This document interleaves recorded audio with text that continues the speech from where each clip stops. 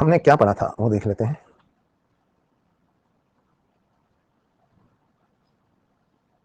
हमने एक general introduction देखा था। आज हम पोस्ट रीनल यूरिनरी ट्रैक के बारे में बात करेंगे।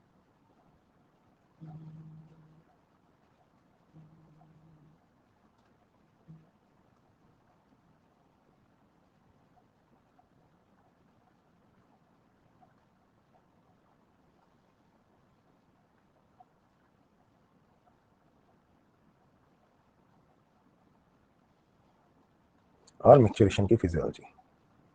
चलो भाई, ऑल सेट, लेट्स स्टार्ट।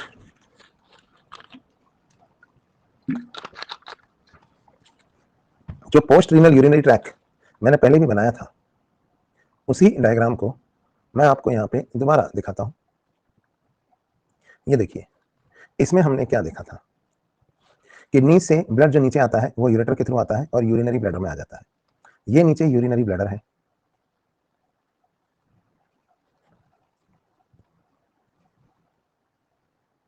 ठीक है। तो यूरिन, ब्लड नहीं यूरिन, तो यूरिन जो है नीचे आती है यूरेटर से। कैसे आती है? ग्रेविटी की वजह से नहीं आती है। कैसे आती है? Due to peristalsis in the wall of ureter. जिनको बनाना है वो बना सकते हैं, मेरे पास बना बनाया था, मैंने आपका टाइम बचा लिया। तो जो पेरिस्टालसिस होता है ना यूरेटर के अंदर, अरे हिमांशु, ये पोस्ट रीनल यूरिनरी ट्रैक ही तो है, किडनी के बाद वाला यूरिनरी ट्रैक। चलिए, तो यूरेटर की वॉल में पेरिस्टालसिस होती है, उसकी वजह से यहाँ से ना यूरिन नीचे आती है, ग्रेविटी की वजह से नहीं। वरना आदमी को उल्टा लटका देंगे तो क्या ब्लैडर में यूरिन नहीं आएगी? या स्पेस में ऐसा थोड़ी है कि ब्लैडर में यूरिन नहीं आती, स्पेस में है ना, वहाँ ग्रेविटी नहीं है तो क्या हुआ? तो ये ब्लैडर में यूरिन आती है नीचे ऑब्लिक। और यहाँ पे ना यूरेटर की जो ओपनिंग होती है ना ब्लैडर में, ऑब्लिक होती है। ऑब्लिक ऑब्लिक ओपनिंग से क्या फायदा होता है कि ब्लैडर जब कॉन्ट्रैक्ट करेगा ना किसी रीजन की वजह से, तो यूरिन उल्टी यूरेटर में नहीं जाएगी ऊपर, ठीक है। अब आ जाओ यूरिनरी ब्लैडर पे। यूरिनरी ब्लैडर की वॉल को अगर हम देखें तो इसमें 3 लेयर होते हैं। सबसे बाहर की जो लेयर है इसे कहा जाता है विसरल पेरिटोनियम। इसके बाद बीच में यहाँ पे एक इनवॉलेंट्री मसल की लेयर होती है जिसे हम कहते हैं डिट्रेसर मसल। जो डिट्रेसर मसल है इनवॉलेंट्री मसल्स होती हैं और इनमें कॉन्ट्रैक्शन ब्लैडर में प्रेशर को इंक्रीज करेगा। इसके बाद अंदर जो एपिथेलियम की कवरिंग है यहाँ, इसे हम ट्रांजिशनल एपिथेलियम या यूरोथेलियम कहते हैं। ये काफ़ी फोल्डेड होती है और इसमें ना स्ट्रेच हो सकने की क्षमता होती है। मैंने आपको एनिमल टिश्यू में पढ़ाया था कि ट्रांजिशनल एपिथेलियम जो है वो स्ट्रेचेबल है ना। मैं आपको यहाँ बात क्लियर कर दूँ, नए सिलेबस में अगर एनिमल टिश्यू नहीं भी लिखा है तो भी आपको पढ़ना है, क्योंकि जो कुछ हम एनिमल टिश्यू में पढ़ाते हैं सब सिस्टम्स में वही तो पढ़ाएंगे। जैसे अभी ट्रांजिशनल एपिथेलियम अगर आपको पता ही नहीं है ना, तो ये तो आपको मैंने पढ़ाया है एनिमल टिश्यू, लेकिन अगर आपको पता ही नहीं होता तो आप कैसे समझते कि स्ट्रेचेबल एपिथेलियम क्या होती है ना। तो जिस भी बेवकूफ़ ने वो सिलेबस को काटा है थोड़ा बहुत इधर उधर रेशनलाइज करने के लिए, उसने उसके उसके भरोसे मत रहना। अगर आपको पढ़ना है, क्योंकि उसको तो पढ़ना नहीं था, पता नहीं कौन बेवकूफ़ था जिसने वो किया, तो कोई नेता वेता होगा, है ना। तो आपको पढ़ना है तो आपको ना सारी चीज़ पढ़नी पड़ेगी, ऐसे कुछ भी रेशनल सिलेबस काट देने से काम नहीं चलता है। अब आप बताओ, आपने डाइजेस्टिव सिस्टम काट दिया और अगर क्वेश्चन गैस्ट्रिन हार्मोन पे आ जाए तो आप क्या करोगे? वो तो हम एंडोक्राइन सिस्टम में पढ़ते ही नहीं है, वो तो हम डाइजेस्टिव सिस्टम में पढ़ते हैं। ये बात तय है कि जिसने भी सिलेबस काटा है वो कोई, मैंने कहा ना, हर तरह के लोग होते हैं, जरूरी नहीं कि उसको बायो आती हो। तो हमको तो जो कॉन्सेप्चुअल चीज़ें हैं वो पढ़नी ही है, ठीक है। तो यहाँ पे जैसा हमने बात करी कि ये ट्रांजिशनल एपिथेलियम है, इसको हम यूरोथेलियम भी कहते हैं, और इसके अंदर जो है स्ट्रेच रिसेप्टर्स होते हैं। ये क्या होते हैं वो भी सुन लीजिए। एक तो ये स्ट्रेचेबल एपिथेलियम है, ठीक है, ये स्ट्रेचेबल एपिथेलियम है। और इस स्ट्रेचेबल एपिथेलियम को की खासियत ये है कि ना, अगर ब्लड में ज़्यादा यूरिन स्टोर करनी है तो ये एक्सपैंड हो सकती है, ठीक है, ये एक्सपैंड हो सकती है क्योंकि ये स्ट्रेचेबल है। अब इसमें एडिशनल यूरिन स्टोर करने के लिए इसमें स्ट्रेच रिसेप्टर्स पाए जाते हैं। ये क्या होते हैं? ये खिंचाव के लिए सेंसिटिव है। नॉर्मली ये स्ट्रेच रिसेप्टर नहीं खींचते हैं, लेकिन ब्लड में अगर एक लिमिट से ज़्यादा यूरिन होगी तो ये स्ट्रेच रिसेप्टर्स एक्टिवेट हो जाते हैं। और ये जो स्ट्रेच रिसेप्टर्स है ना, ये सब नर्व्स के थ्रू ब्रेन के साथ जुड़े हुए हैं। ये सब नर्व्स के थ्रू ब्रेन के साथ जुड़े हुए हैं, तो ब्रेन को इन्फॉर्मेशन देते रहते हैं कि ब्लड में कितनी यूरिन है। ये सारी नर्व्स आपको पता होगा स्पाइनल कॉर्ड के थ्रू ही तो ब्रेन तक जाती हैं, ठीक है।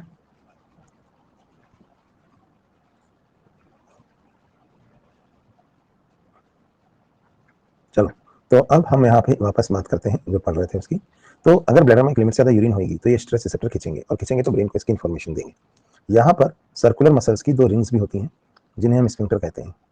एक रिंग यहाँ पर है, इसको हम इंटरनल स्फिंक्टर कहते हैं, और एक यहाँ पर है जिसको हम एक्सटर्नल स्फिंक्टर कहते हैं। तो जो इंटरनल स्फिंक्टर है अंदर वाली, ये एक्चुअली इनवॉलेंटरी होती है, और जो एक्सटर्नल स्फिंक्टर है वो कैसा है, ये वॉलेंटरी है, ये वाला, और ये वाला इनवॉलेंटरी। ठीक है, तो ये जो स्फिंक्टर्स होते हैं ना, ये कॉन्ट्रैक्टेड रहते हैं, तो ब्लैडर में यूरिन स्टोर होती रहती है। अगर ये स्फिंक्टर ढीले होंगे तो यहाँ से यूरिन आगे जा सकती है। ठीक है, अब यूरिनरी ब्लैडर के नीचे वाले पार्ट को दोस्तों यूरेथ्रा कहते हैं। यूरेथ्रा के 3 हिस्से होते हैं। सबसे initial part of the urethra जो प्रोस्टेट ग्लैंड होता है ब्लैडर के जस्ट नीचे, एक प्रोस्टेट ग्लैंड के थ्रू जो यूरेथ्रा निकल रही होती है, ये हम रिप्रोडक्टिव सिस्टम में पढ़ेंगे। तो प्रोस्टेट ग्लैंड के थ्रू जो यूरेथ्रा निकल रही होती है ब्लैडर के जस्ट नीचे वाली, इसे हम प्रोस्टेटिक यूरेथ्रा कहते हैं। इसके बाद वाला हिस्सा मेम्ब्रेनस यूरेथ्रा कहलाता है, और आखिरी हिस्सा जो बॉडी से बाहर पेनिस में निकला हुआ होता है, इसे हम पीनाइल यूरेथ्रा कहते हैं। तो यूरेथ्रा मेल में लंबी होती है और इसके 3 हिस्से होते हैं, प्रोस्टेटिक, मेम्ब्रेनस और पीनाइल। फीमेल में प्रोस्टेट नहीं होता, पेनिस नहीं है, तो प्रोस्टेटिक यूरेथ्रा और पीनाइल यूरेथ्रा एब्सेंट होते हैं। सिर्फ एक छोटा सा मेम्ब्रेनस यूरेथ्रा प्रेजेंट होता है। तो फीमेल की यूरेथ्रा मेल के कंपैरिजन में काफी छोटी है, इसीलिए फीमेल में रिप्रोडक्टिव ट्रैक से इन्फेक्शन यूरिनरी ट्रैक में फैल जाना इजी है, यूटीआई वगैरह ज्यादा इजी हो जाते हैं। ठीक है, तो ये तो बात हुई यूरेथ्रा की, प्रोस्टेटिक यूरेथ्रा, मेम्ब्रेनस यूरेथ्रा और पीनाइल यूरेथ्रा। अब हम यहाँ पे बात करेंगे मिक्चुरेशन रिफ्लेक्स की, कि ये क्या होती है। जब ब्लैडर को यूरिन वॉइड करनी होती है, पास करनी होती है, तो इसको हम ना मिक्चुरेशन रिफ्लेक्स कहते हैं। तो मिक्चुरेशन रिफ्लेक्स भी दोस्तों ऑटोनॉमिक नर्वस सिस्टम यानी एएनएस के कंट्रोल में है। और आपको तो पता है ऑटोनॉमिक नर्वस सिस्टम या एएनएस के 2 हिस्से होते हैं, सिंपैथेटिक और parasympathetic. S for sympathetic, S for stop, P for parasympathetic. ठीक है, पी फॉर पी या पी फॉर पास। ठीक है, तो सिंपैथेटिक और पैरासिम्पैथेटिक। अभी क्या होता है, जो सिंपैथेटिक नर्वस सिस्टम है वो स्फिंक्टरों को कॉन्ट्रैक्ट करता है, जबकि जो पैरासिम्पैथेटिक है वो स्फिंक्टरों को ढीला करता है। ठीक है, तो सिंपैथेटिक नर्वस सिस्टम की वजह से दोनों स्फिंक्टर जो है कॉन्ट्रैक्टेड होते हैं। अब जब मिक्चुरेशन रिफ्लेक्स पैदा होती है तो क्या होता है वो देखते हैं। देखो, जब तक ब्लैडर में कम से कम 50 ml यूरिन नहीं आ जाती, तब तक तो स्ट्रेच रिसेप्टर को बिल्कुल भी नहीं खींचते। तो हमारे ब्रेन को पता ही नहीं चलता कि ये ना ब्लैडर में यूरिन है, क्योंकि जो ये स्ट्रेच रिसेप्टर जो ट्रांजिशनल एपिथेलियम में पाए जाते हैं, ये खींच ही नहीं रहे, तो ब्रेन को कोई इन्फॉर्मेशन ही नहीं मिलती कि ब्लैडर में यूरिन है। जब कम से कम 50 ml यूरिन हो जाती है ब्लैडर में, तो स्ट्रेच रिसेप्टर इतना खींचते हैं कि ब्रेन को इन्फॉर्मेशन मिलती है कि ब्लैडर में यूरिन है। फर्स्ट टाइम हमें तब रियलाइज होता है कि ब्लैडर में यूरिन है ना। लेकिन इससे कोई फर्क नहीं पड़ता। अराउंड जब ब्लैडर में यूरिन बढ़ते बढ़ते 220 ml हो जाती है, तो अब हालांकि ब्लैडर की कैपेसिटी जो है वो 1 लीटर से भी ज़्यादा है, लेकिन जब ब्लैडर में 220 ml यूरिन हो जाती है, तो स्ट्रेच रिसेप्टर लगातार इतना खींचने लगते हैं कि वो ब्रेन को इन्फॉर्मेशन देने लगते हैं कि ब्लैडर में यूरिन है। ठीक है, तो स्ट्रेच रिसेप्टर इतना खींचते हैं कि ब्रेन को इन्फॉर्मेशन देने लगते हैं कि ब्लैडर में यूरिन है। तो अब ब्रेन को असुविधा होती है। अब जब ब्रेन को असुविधा होती है क्योंकि लगातार उसको इन्फॉर्मेशन जा रही है कि ब्लैडर में यूरिन है, तो वो सुविधाएं तलाशता है। तो अब अगर कंडीशन अप्रोप्रिएट है तो मिक्चुरेशन किया जा सकता है। सपोज अभी मिक्चुरेशन करना है, तो क्या होता है, अब ऑर्डर मिक्चुरेशन रिफ्लेक्स पैदा होती है ब्रेन में, और आदेश सबसे पहले यहाँ पर जो एब्डोमिनल मसल्स हैं उनमें आते हैं। तो जो हमारी एब्डोमिनल मसल्स है ना, इनमें कॉन्ट्रैक्शन होता है। तो एब्डोमिनल मसल्स में जब कॉन्ट्रैक्शन होता है तो ब्लैडर जो है वो दबता है। उसी वक्त डी ट्रसर मसल में भी इनवॉलेंट्री कॉन्ट्रैक्शन होता है। जब डी ट्रसर मसल्स में इनवॉलेंट्री कॉन्ट्रैक्शन होता है, तो उसकी वजह से ब्लैडर कॉन्ट्रैक्ट हो रहा है, तो ब्लैडर के अंदर प्रेशर इंक्रीज होता है। ये प्रेशर ऊपर भी लग रहा है और नीचे भी लग रहा है। तो अब ब्लैडर कॉन्ट्रैक्ट होता है और ब्लैडर में प्रेशर इंक्रीज होता है। ये प्रेशर ऊपर भी लग रहा है और यही प्रेशर नीचे भी लग रहा है ना। तो जब ये प्रेशर नीचे लगना शुरू करता है, उसी वक्त वेगस नर्व जो हमारी 10th क्रेनियल नर्व है, वो पैरासिम्पैथेटिक का हिस्सा है, तो वेगस से ऑर्डर्स यहाँ आते हैं और अब इंटरनल स्फिंक्टर ढीला होता है। जब इंटरनल स्फिंक्टर ढीला होता है, वेगस से ऑर्डर्स यहाँ आते हैं, इंटरनल स्फिंक्टर ढीला होता है, और जब इंटरनल स्फिंक्टर ढीला होता है तो यूरिन जो है वो आगे पास होती है, और तब पर्सन वॉलेंटरीली, ये तो इनवॉलेंटरी ढीला हुआ था, पर्सन वॉलेंटरीली अपना एक्सटर्नल स्फिंक्टर ढीला करता है और सारी यूरिन जो है वो बाहर पास हो जाती है। ठीक है, फिर सारी यूरिन बाहर निकल जाती है। जैसे ही सारी यूरिन बाहर निकल जाती है, तो ये जो स्ट्रेच रिसेप्टर है ना, ये ब्रेन को परेशान करना बंद कर देते हैं कि ब्लैडर में यूरिन है, ब्लैडर में यूरिन है। तो ब्रेन को ना एकदम से एक रिलैक्स मिलता है कि इन्फॉर्मेशन नहीं आ रही। जैसे कोई झिंगुर है, रात में आप पढ़ रहे हो, वो चक चक चक चक चक चक चक चक कर रहा है, आपने ऐसे टेबल पर मारा जोर से, आवाज आनी बंद हो गई, हाँ एकदम कान को रिलीफ मिला कि वो आवाज जो लगातार आ रही थी बंद हो गई। इसी तरह से जब ब्रेन में इन्फॉर्मेशन जाना बंद हो जाता है कि ब्लैडर में यूरिन है, तो ब्रेन को बड़ा रिलैक्स मिलता है। तो दोस्तों ये थी मिक्चुरेशन रिफ्लेक्स। सिंपैथेटिक मतलब कॉन्ट्रैक्ट कराएगा स्फिंक्टर को, पैरासिम्पैथेटिक क्या करेगा, रिलैक्स कराएगा स्फिंक्टर को। दो स्फिंक्टर हैं, एक वॉलंटरी और एक इनवॉलंटरी, ठीक है। तो ये तो हो गया मिक्चुरेशन रिफ्लेक्स के बारे में। अभी क्या होता है कि अगर कंडीशन अप्रोप्रिएट नहीं है तो ब्लैडर में यूरिन को रोका भी जा सकता है। 220 ml यूरिन हो गई है, ब्रेन में मिक्चुरेशन रिफ्लेक्स पैदा हो रही है, ऑर्डर्स नीचे आ रहे हैं, डिट्रेसर मसल कॉन्ट्रैक्ट करने की कोशिश कर रही है, इनवॉलंटरी स्फिंक्टर यानी इंटरनल स्फिंक्टर ढीला भी हो रहा है, लेकिन फोर्सफुली एक्सटर्नल स्फिंक्टर को दबा के बैठे हुए हैं, क्योंकि अभी यहाँ पर यूरिन पास नहीं कर सकते, है ना।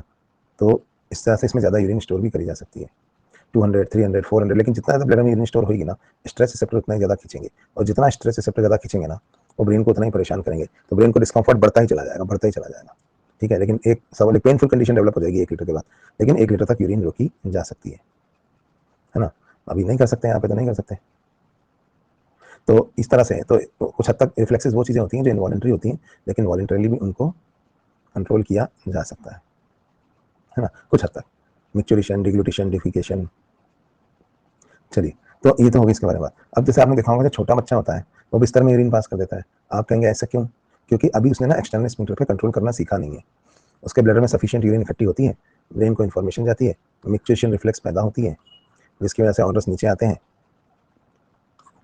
और इनवॉलंटरी इंटरनल स्फिंक्टर ढीला होता है, और एक्सटर्नल स्फिंक्टर जो है वो तो उस पर कंट्रोल करना सीखा नहीं है, तो यूरिन जो है वो बाहर रिलीज कर देता है। धीरे धीरे सीखेगा वो एक्सटर्नल स्फिंक्टर पर कंट्रोल करना सीखेगा, तो चावा झापड़ पड़ेगी उसके कि ये तो लग भी करूँ ना, उसको समझ में आएगा इधर अभी अभी टॉयलेट नहीं करना है, नहीं तो पिटाई हो जाएगी, तो फिर वो यूरिन को रोकना भी सीखेगा, है ना। तो फिर जब उसके, लेकिन जब उसके ब्लड में सफिशिएंट यूरिन हो जाएगी, मिक्चुरेशन रिफ्लेक्स पैदा हो रही होगी, फिर भी फोर्सफुली एक्सटर्नल स्फिंक्टर को दबा के बैठा रहेगा दबा के ना, लेकिन रोएगा क्योंकि उसे डिस्कम्फर्ट हो रहा है, पेरेंट्स का ध्यान अपनी तरफ आकर्षित करेगा, कह रहे आओ ना मेरे को लेके जाओ ना, नहीं तो अभी मैं यहाँ यूरिन पास कर दूँगा। फिर जब पेरेंट्स उसे इशारा कर देंगे ऐसे करके, तो फिर वो अपना एक्सटर्नल स्फिंक्टर जो है वॉलंटरी से रिलीज करेगा और फिर यूरिन पास कर देगा। तो इस तरीके से, तो ये इसके बारे में बात हुई, ठीक है। चलिए, तो ये तो हमने इस मिक्चुरेशन रिफ्लेक्स के बारे में बात करी। दो क्वेश्चन जो एआईपीएमटी में या नीट में आते हैं इससे रिलेटेड वो बता देता हूँ, इसके अलावा जो पढ़ा है। पहला ये, ओल्ड एज में क्या होता है कि मेल में ओल्ड एज में प्रोस्टेट ग्लैंड जो है ना ये इनलार्ज होने लगता है, और जब प्रोस्टेट ग्लैंड इनलार्ज होने लगता है ना, तो इसकी वजह से ये जो प्रोस्टेटिक यूरेथ्रा है ये कंप्रेस होने लगती है। प्रोस्टेट ग्लैंड भाइयों क्यों इनलार्ज होने लगता है ओल्ड एज में, ये भी बता देता हूँ। क्या होता है कि prostate gland thrives on testosterone, ये रिप्रोडक्टिव ग्लैंड है, इसके बारे में पढ़ेंगे। इसको ना टेस्टोस्टेरोन चाहिए रहता है। अब जब ब्लड में टेस्टोस्टेरोन कम हो जाता है, तो प्रोस्टेट जो ब्लड जो प्रोस्टेट के थ्रू पास हो रहा है उसमें टेस्टोस्टेरोन कम है, तो प्रोस्टेट जो है ना टेस्टोस्टेरोन को पकड़ने के लिए अपने सेल्स को और अपने एरिया को इनलार्ज करने लगता है। जैसे एक नदी में मछली पकड़ते हैं लोग, मछुआरे, नदी में मछलियां कम हो गई तो जाल बड़ा करना पड़ेगा ना, तभी मछली पकड़ में आएगी। इसी तरह से जब टेस्टोस्टेरोन का लेवल बॉडी में गिरने लगता है, तो प्रोस्टेट को बराबर ब्लड में बराबर टेस्टोस्टेरोन नहीं मिलता, तो प्रोस्टेट अपने ग्लैंड को बड़ा कर, प्रोस्टेट अपने साइज को बड़ा करने लगता है ताकि ज्यादा टेस्टोस्टेरोन पकड़ सके। तो इस चक्कर में प्रोस्टेट इनलार्ज होता है, बिल्कुल जैसे थायराइड में होता है ना, थायराइड में आयोडीन की कमी होती है तो थायराइड क्यों इनलार्ज होने लगता है, क्योंकि ब्लड में आयोडीन कम है, तो थायराइड को बड़ा होना पड़ेगा आयोडीन से टकराने के लिए। वही तो, बिल्कुल सही, आपने एंडोक्राइन पढ़ा है इसका मतलब मेरे से, वरना मास्टर तो बस बता देते हैं कि आयोडीन डेफिशिएंसी से गोइटर हो जाता है, ये एरिया बड़ा हो जाता है, कोई नहीं बताता कि बड़ा क्यों हो जाता है। तो वही बात है यहाँ, तो यहाँ पे क्या होता है कि प्रोस्टेट ग्लैंड इनलार्ज होने लगता है, तो इससे प्रोस्टेटिक यूरेथ्रा कंप्रेस होने लगती है, और जब प्रोस्टेटिक यूरेथ्रा कंप्रेस होने लगती है तो यूरिन का बाहर निकलना थोड़ा सा धीमा और स्लो हो जाता है। तो इसकी वजह से क्या प्रॉब्लम होगी, ब्लैडर पूरी तरह से खाली नहीं होगा, नंबर 1, कुछ यूरिन ब्लैडर में रिटेन रह जाएगी, ठीक है। दूसरी बात क्या होती है कि ना मिक्चुरेशन स्लो होगा, तो जो मिक्चुरेशन 15-20 सेकंड्स में खत्म हो जाना चाहिए था वो 2-2 मिनट तक चल रहा है, क्योंकि स्लो यूरिन पास हो रही है ना यहाँ से। तो ये है भाई, तो ये तो हो गई इसके बारे में बात प्रोस्टेट। दूसरा सवाल क्या आता है कि अगर ये जो स्ट्रेच रिसेप्टर है ये डिस्ट्रॉय हो जाए तो क्या होगा। जस्ट सेकंड यार, मच्छर आ रहे हैं मेरे कमरे में, डर लग रहा है, काट नहीं रहे। चलो पढ़ते हैं, आजकल डेंगू फैल रहा है ना।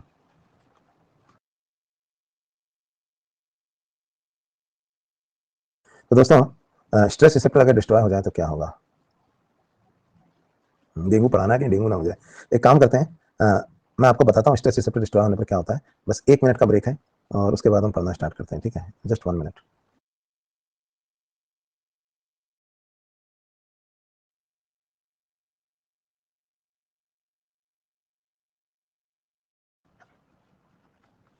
आ जाओ भाई, आवाज आ रही है ना, एम आई ऑडिबल, ओके। तो हम लोग बात कर रहे थे कि अगर ये स्ट्रेच रिसेप्टर डिस्ट्रॉय हो जाएंगे तो क्या होगा, ठीक है। तो अगर ये स्ट्रेच रिसेप्टर डिस्ट्रॉय हो जाएंगी तो क्या होगा? देखो एक्चुअली क्या होता है, मैच्योरेशन नहीं होगा। आप कहेंगे क्यों नहीं होगा? सब लोगों को सब सुनाई दिखाई दे रहा है ना? हाँ, क्या होता है कि आपने कभी देखा है सर्जरी के बाद आप किसी से मिलने गए, किसी पेशेंट का आपके सर्जरी हुई, ऑपरेशन हुआ, तो जब आप ऑपरेशन के बाद उससे मिलने जाते हैं, तो कई बार उसके पोस्ट ऑपरेटिव उसका जो बेड होता है ना वार्ड में, उसके बेड से एक यूरिन की थैली लटकी हुई रहती है। देखा आपने? एक्चुअली क्या होता है कि सर्जरी जब हम करते हैं, ऑपरेशन जब हम करते हैं, तो हम एनेस्थीसिया देते हैं। एनेस्थीसिया देने में हम लोग क्या करते हैं, जैसे ये हमारी स्पाइनल कॉर्ड है, इसको सुन्न किया हमने, ठीक है? स्पाइनल कॉर्ड को सुन्न किया हमने। और स्पाइनल कॉर्ड को सुन्न करने से क्या होगा कि ब्रेन तक कोई भी इंफॉर्मेशन जाना बंद हो जाएगा। तो सर्जरी हो जाती है, लेकिन एनेस्थीसिया का असर अभी खत्म नहीं हुआ है।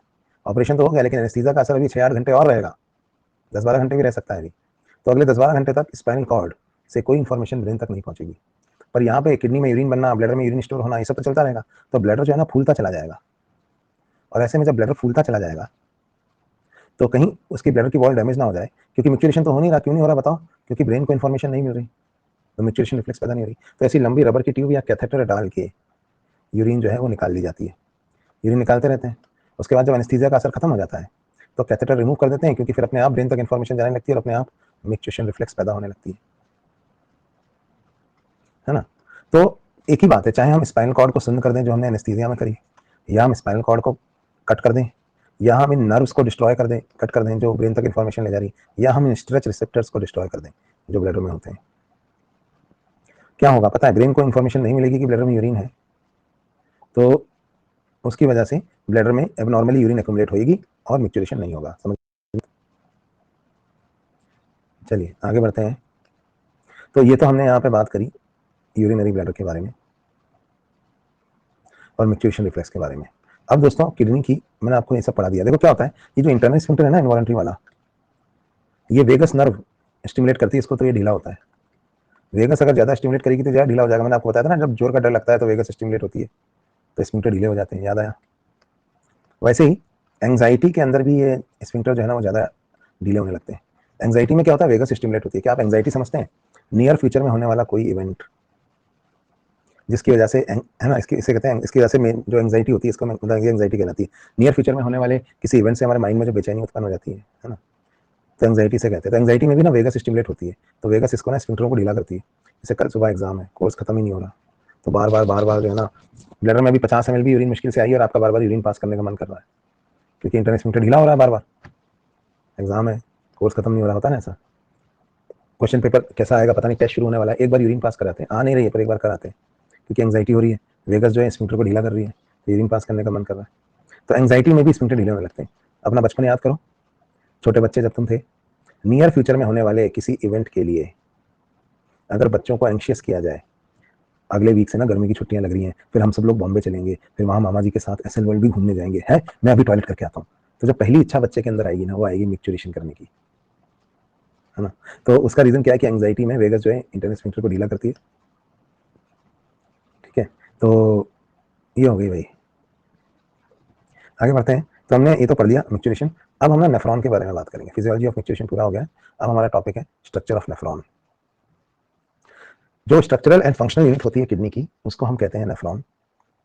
और आपको तो पता है कि जो नेफ्रॉन होता है उसके अंदर वो आधा कॉर्टेक्स में होता है और आधा मेडुला में होता है, ऐसा हमने पढ़ा था। चलिए तो देखते हैं किस तरह से एक नेफ्रॉन होता है। अब जैसे सपोज ये हमारी किडनी है, तो किडनी में कॉर्टेक्स भी होता है और मेडुला भी होता है। मेडुला इस तरह की है, देखिए, in the form of pyramids. 10-12 pyramid होते हैं, मैंने समझाने के लिए यहाँ पर 3 बना दिए हैं।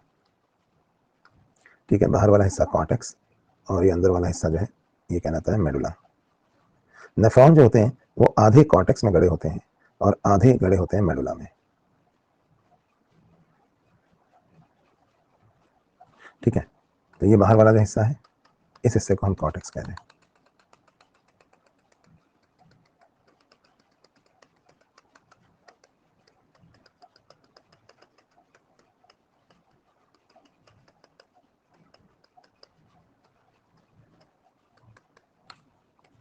चलिए, तो किस तरह से होता है नेफ्रॉन, ये देखो, इस तरह का एक स्ट्रक्चर है जो आधा कॉर्टेक्स में है और आधा मेडुला में है। इसको अब हम पढ़ने जा रहे हैं। ठीक है, ये क्या चीज है, ये है इंटरस्टिशियल स्पेस, ये कॉर्टेक्स का इंटरस्टिशियल स्पेस और ये मेडुला का जिसमें नेफ्रॉन खड़ा होता है। तो एक नेफ्रॉन को मैं यहाँ पे बना रहा हूँ,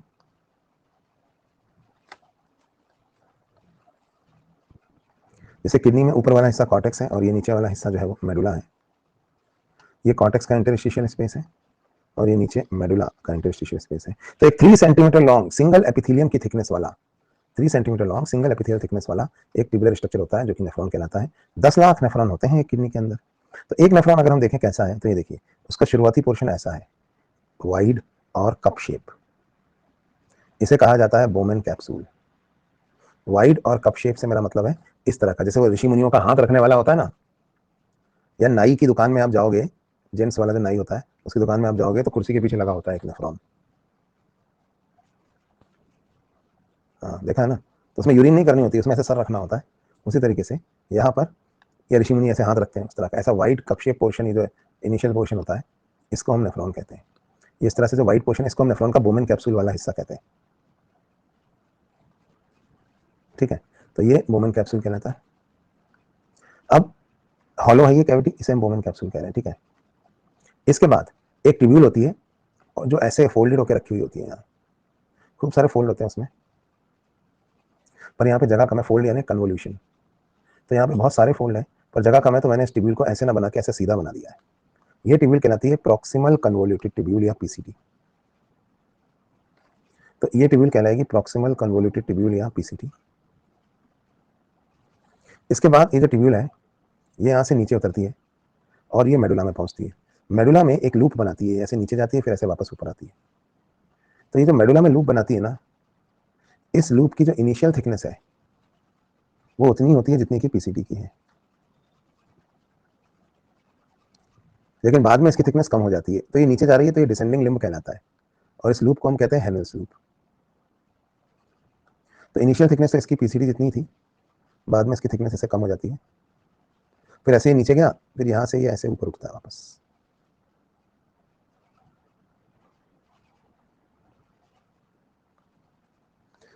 और शुरू में इसकी थिकनेस कम ही रहती है, बाद में बढ़ जाती है।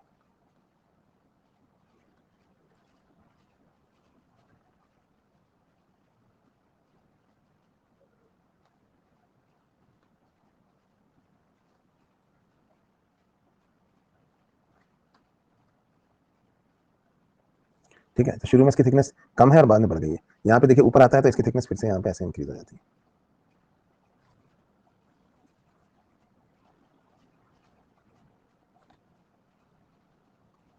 तो ये हेनल्स लूप है। शुरू में इसकी थिकनेस, ये डिसेंडिंग लिम्ब है इसका और ये असेंडिंग लिम्ब है, इसको हम हेनल्स लूप कहते हैं।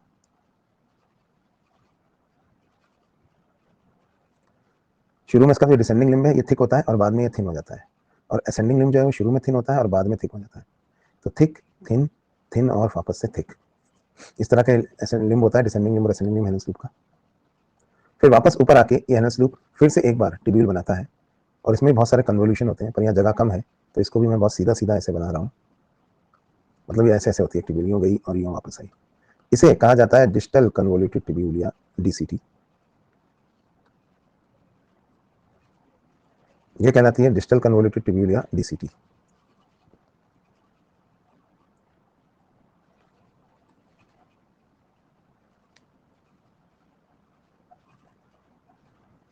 तो ये डीसीटी जो वापस नीचे आ रही है, ये डिस्टल कन्वोल्यूटेड ट्यूब्यूल या डीसीटी है, ये वापस नीचे आती है और नीचे आने के बाद यहाँ पर ये कलेक्टिंग डक्ट में खुलकर खत्म हो जाती है।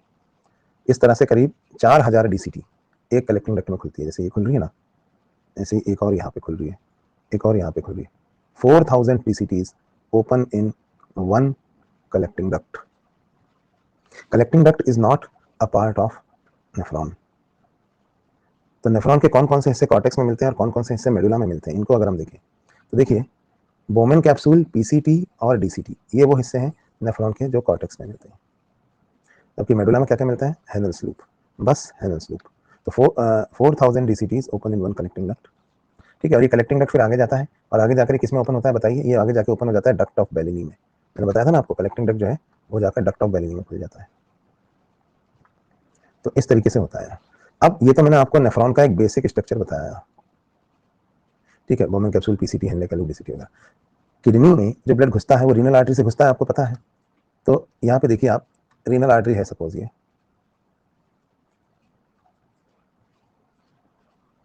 रीनल आर्टरी से ब्लड घुसता है और ये रीनल कॉलम ऑफ बर्टनी से होता हुआ कॉर्टेक्स तक पहुंचता है। आर्टरी आर्टीरियोल में टूटती है और आर्टीरियोल जो है वो कैपिलरीज में टूटती है। तो यहाँ पे ये रीनल कॉलम ऑफ बर्टनी से आर्टरी यहाँ तक आती है और यहाँ के आर्टीरियोल में टूट जाती है और आर्टीरियोल फिर एक कैपिलरी का गुच्छा बनाती है। तो इस चीज़ को मैं आपको यहाँ पर समझाता हूँ। ये देखिए, ये रीनल आर्टरी है। रीनल आर्टरी जब किडनी में घुसती है तो इवेंचुअली आर्टीरियोल बनाती है, एफरेंट आर्टीरियोल।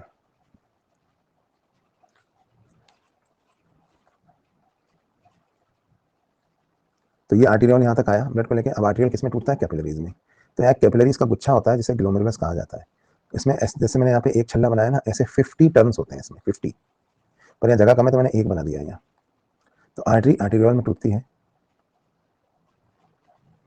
और जो आर्टीरियोल है वो फिर कैपिलरीज में। पर कैपिलरी के बाद वेन्यूल बनना चाहिए ना दोस्तों, पर यहाँ वेन्यूल नहीं बनता, यहाँ फिर से आर्टीरियोल बनता है और ये आर्टीरियोल कहलाता है इफरेंट आर्टीरियोल। तो आर्टरी आर्टीरियोल में टूटती है और आर्टीरियोल कैपिलरी में ना टूट के इफरेंट आर्टीरियोल में टूटती है।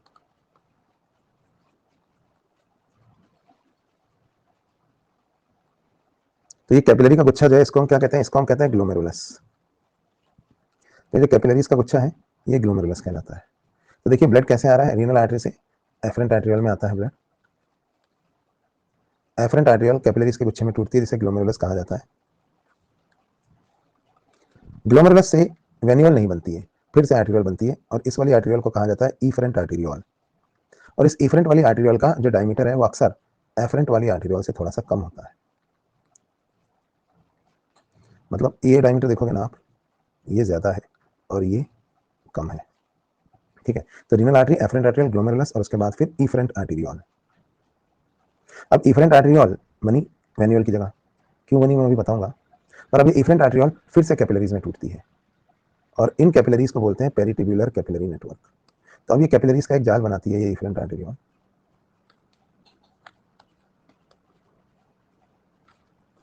और ये वाला जो कैपिलरीज का जाल है ये फिर पीसीटी और डीसीटी के चारों तरफ लिपट जाता है।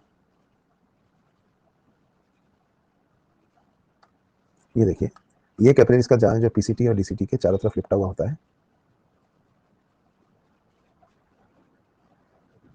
कुछ इस तरह से।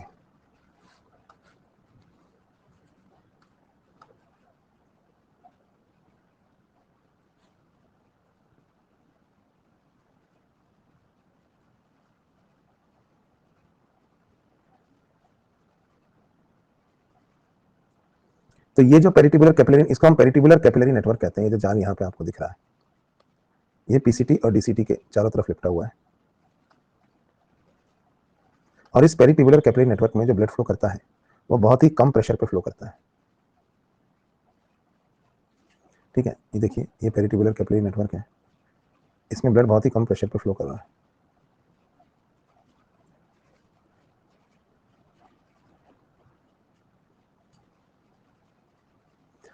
ये कहलाता है पेरिटिब्यूलर कैपिलरी नेटवर्क। इसमें प्रेशर इतना कम है कि अगर, मतलब इंटरस्टिशियल स्पेस से भी कम प्रेशर है इसमें। इंटरस्टिशियल स्पेस मतलब ये वाला एरिया, ये जो इंटरस्टिशियल स्पेस होता है ना, ये कॉर्टेक्स का इंटरस्टिशियल स्पेस और ये मेडुला का, तो इससे भी कम प्रेशर इसमें है। तो अगर कोई भी चीज नेफ्रॉन से निकालकर इंटरस्टिशियल स्पेस में डाली जाएगी यहाँ, तो यहाँ से भी कम प्रेशर इसके अंदर होने की वजह से अगर कोई भी चीज नेफ्रॉन से निकाल के इंटरस्टिशियल स्पेस में डाली जाती है तो यहाँ से वो ऑटोमेटिकली इसके अंदर रिएब्जॉर्ब हो जाएगी। कोई भी चीज अगर आप यहाँ से निकाल के यहाँ डालते हो तो यहाँ आ जाएगी। क्यों आ जाएगी? क्योंकि इस इंटरस्टिशियल स्पेस से भी कम प्रेशर इस पेरिटिबुलर कैपिलरी नेटवर्क में है। तो blood flows under a very diminished pressure in this interstitial space. इसमें बहुत ही डिमिनिश्ड प्रेशर पे ब्लड फ्लो करता है और इसमें जो प्रेशर है वो यहाँ से भी कम है। तो अगर कोई चीज यहाँ से निकाल के यहाँ डाली जाए तो यहाँ से वो इसके अंदर एब्जॉर्ब हो जाती है। ठीक है, इसमें आ जाती है। तो ये इसका पर्पज ही है, पता है क्या होता है कि यहाँ से जब आर्टरी अंदर घुसती है ना नेफ्रॉन में, तो कई चीजें ऐसी छन जाती हैं जो नहीं छननी चाहिए थी, गलती से छन गई। तो आर्टरी के बाद आर्टीरियोल, आर्टीरियोल का कैपिलरी, कैपिलरी का वेन्यूल बन के ब्लड को बाहर निकल जाना चाहिए। लेकिन कैपिलरी के बाद फिर से वेन्यूल बनती है, इफरेंट आर्टरियल। कह रहे वापस चलो, कोई ऐसी चीज इसमें डाल दी जो नहीं डालनी चाहिए थी। तो renal artery, afferent arteriole, capillaries, capillary के बाद फिर इफरेंट आर्टरियल और फिर से एक बार पेरिट्यूबुलर कैपिलरी नेटवर्क बनता है जो पीसीटी और डीसीटी के चारों तरफ लिपटा हुआ होता है, ताकि जो चीजें गलती से छन गई उनका वापस ब्लड में रिअब्सॉर्ब किया जा सके। फिर ये पेरिट्यूबुलर कैपिलरी नेटवर्क जो है ये डीऑक्सीजनेटेड ब्लड लेके बाहर जा रहा है थ्रू रीनल वेन्यूल, ये कहलाती है रीनल वेन्यूल। और रीनल वेन्यूल जाकर किस में गिर जाती है फिर? वेन में, यानी रीनल वेन में। तो अंदर क्या गया था रीनल आर्टरी से? Blood plus urea. Renal vein से वापस क्या आया? Only blood. इसीलिए मिनिमम यूरिया किस में होता है? रीनल वेन में। ठीक है, तो इस तरह का ये स्ट्रक्चर होता है। अब नेफ्रॉन भी दोस्तों दो तरह के होते हैं। दो तरह के नेफ्रॉन कैसे होते हैं वो आप यहाँ पे देखिए। जैसे अब ये देखिए, इस नेफ्रॉन को आपने देखा, ये रीनल आर्टरी, ये एफरेंट आर्टीरियोल, ये ग्लोमेरुलस, ये देखिए ये इफरेंट आर्टीरियोल है, ये पेरिट्यूबुलर कैपिलरी नेटवर्क है, और अभी बाहर आ रहा है तो ये रीनल वेन्यूल है। रीनल वेन्यूल किस में आके गिर जाएगी? तो ये आके गिर जाएगी रीनल वेन में। तो इस तरह से यहाँ पर हमने देखा कि ब्लड प्लस यूरिया अंदर जा रहा है और ओनली ब्लड बाहर आ रहा है, यूरिया जो है उधर चला गया। ठीक है, तो यूरिन में, यूरेटर में चला गया ना। तो इस तरह से होता है ये यहाँ पे जो मैकेनिज्म है। तो अब यहाँ पे ये तो हमने इस डायग्राम में देखा, लेकिन दोस्तों नेफ्रॉन एक और तरीके के भी होते हैं। ये नेफ्रॉन दिख रहा है आपको? इसके अलावा एक और तरीके का भी नेफ्रॉन होता है जो मैं यहाँ बना रहा हूँ। आप इस नेफ्रॉन को देखिए, दूसरे वाले को, ये एक और नेफ्रॉन है, ये इसका ग्लोमेरुलस, और ये इसमें रखा हुआ बोमेन कैप्सूल में रखा हुआ ग्लोमेरुलस है। बोमेन कैप्सूल ऐसे होता है, ग्लोमेरुलस उसमें ऐसे रखा हुआ होता है, कॉनकेव होते हैं ना बोमेन कैप्सूल के ऊपर, सिर्फ इसमें ऐसे रखा होता है। फिर ये देखिए, ये यहाँ पर पीसीटी है, फिर ये लंबा हेनले का लूप है देखिए, जो पिरामिड के टिप तक जा रहा है, और फिर ये यहाँ पे डीसीटी है, और फिर ये कलेक्टिंग डक्ट।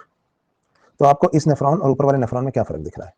ऊपर वाले नेफ्रॉन में बोमेन कैप्सूल प्लस ग्लोमेरुलस, ये जो एरिया होता है ना, इसको दोस्तों हम माल्पीजियन कॉर्पस्कल कहते हैं। ये देखिए इस एरिया को, बोमेन कैप्सूल प्लस ग्लोमेरुलस, ये क्या कहलाता है? ये कहलाता है माल्पीजियन कॉर्पस्कल। ठीक है, तो ये जो माल्पीजियन कॉर्पस्कल होती है, इसको अगर आप देखेंगे तो जो नेफ्रॉन मैंने यहाँ पे बनाया इसमें, इसमें ये माल्पीजियन कॉर्पस्कल काफी सुपरफिशियल है, जबकि इस नेफ्रॉन में ये माल्पीजियन कॉर्पस्कल काफी डीप है। एक डिफरेंस तो ये दिख रहा है आपको, मतलब ये मेडुला कॉर्टेक्स में ही है लेकिन काफी डीप है, ये कॉर्टेक्स में काफी सुपरफिशियल है। दूसरा और इंपॉर्टेंट डिफरेंस आपको क्या दिख रहा है कि इस ऊपर वाले नेफ्रॉन में हेनले का लूप छोटा है, लेकिन नीचे वाले नेफ्रॉन में हेनले का लूप बहुत लंबा है। ठीक, ये दूसरा डिफरेंस है। और तीसरा डिफरेंस क्या होता है, यहाँ पे देखिए आप, जैसे सपोज ये नेफ्रॉन अपन ने बनाया ना, ये अगर ऐसे ही मुड़ जाए यूं, तो इसको हम कहेंगे कॉर्टिकल नेफ्रॉन, जिसमें हेनले का लूप छोटा है। लेकिन अगर हेनले का लूप लंबा होगा, जैसा कि आपको इसमें दिख रहा है इतना लंबा, तो ये नेफ्रॉन कहलाते हैं जक्स्टा मेडुलरी नेफ्रॉन।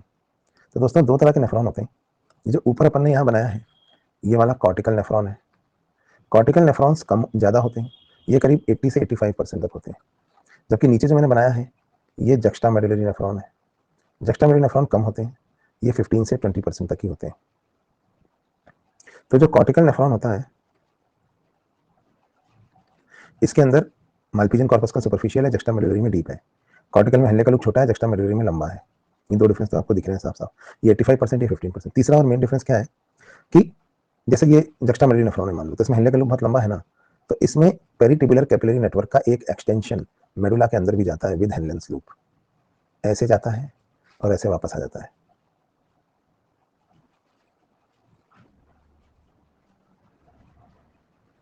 इसको हम कहते हैं वासा रेक्टा।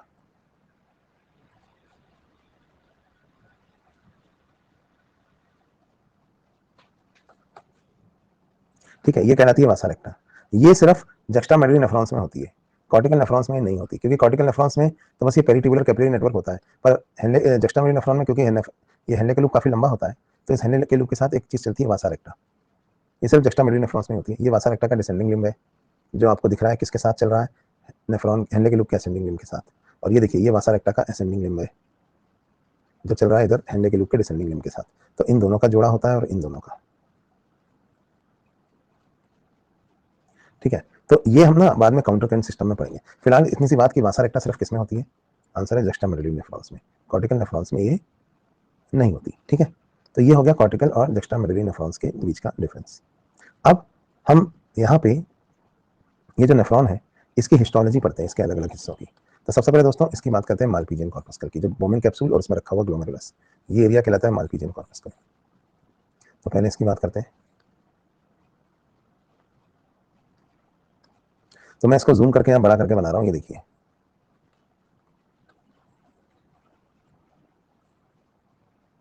ये मालपीजियन कॉर्पस्कल है।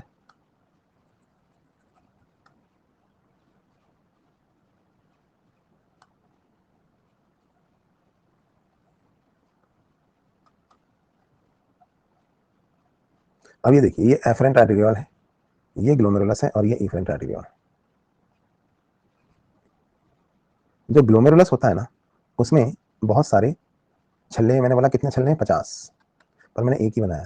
इस ग्लोमेरुलस में बहुत सारे छेद होते हैं, इन छेदों को हम फेनेस्ट्रा कहते हैं।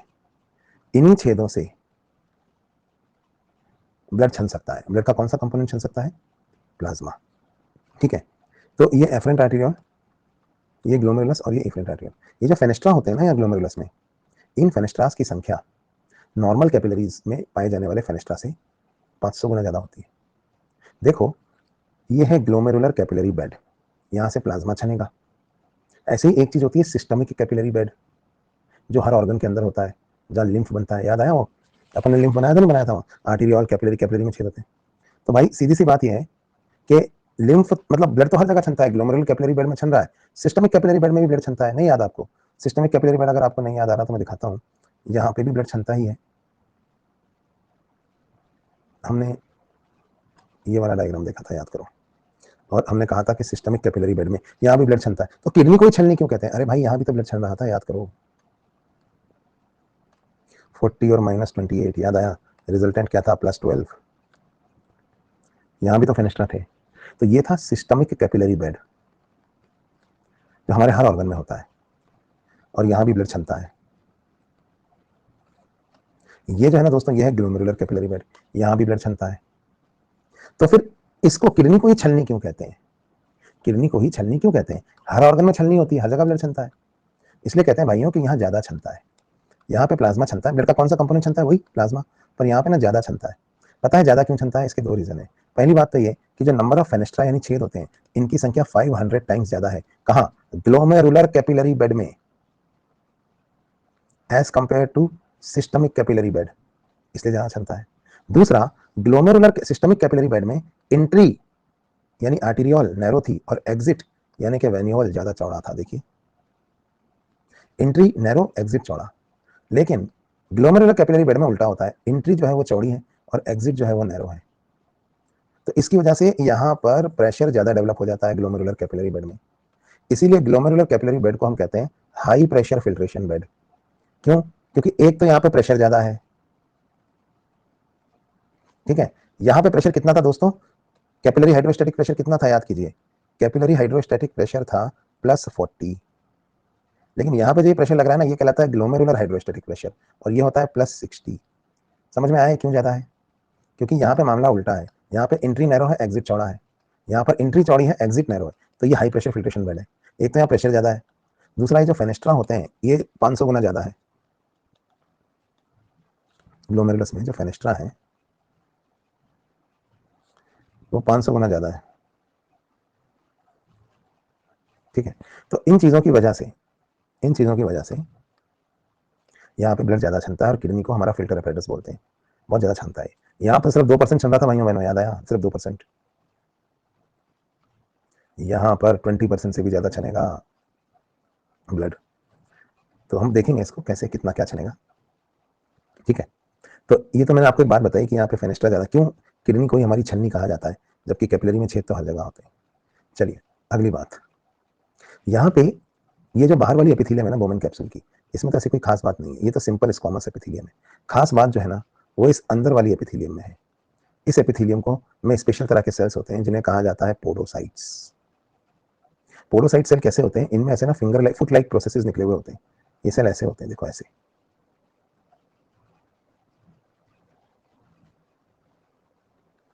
तो ये जैसे ना, और ये इस तरह से ग्लोमेरुलस को पकड़ लेते हैं। तो ये अंदर वाली एपिथेलियम में स्पेशल तरह के सेल्स हैं जिनमें ऐसे फिंगर लाइक प्रोसेसेस निकले हुए हैं।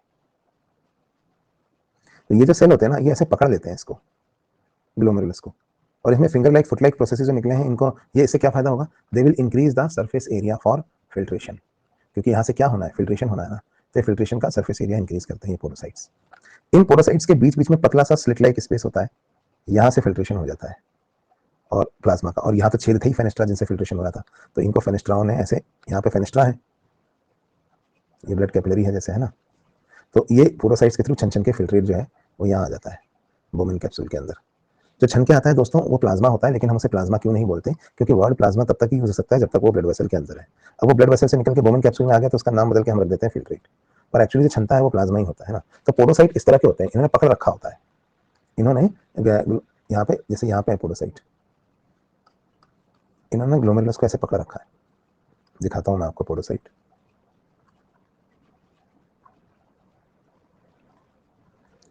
ये देखो,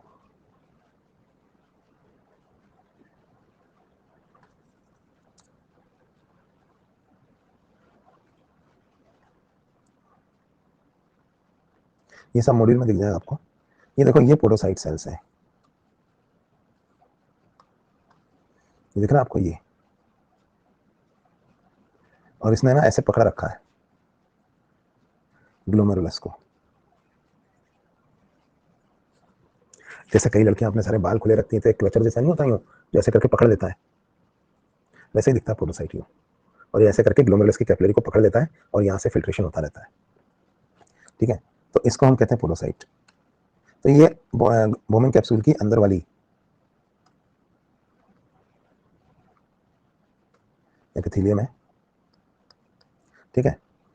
इसके बाद जो फिल्ट्रेट यहाँ छन के आ जाता है दोस्तों, यहाँ बोमेन कैप्सूल में, ये बोमेन कैप्सूल से आगे पीसीटी में कैसे जाता है।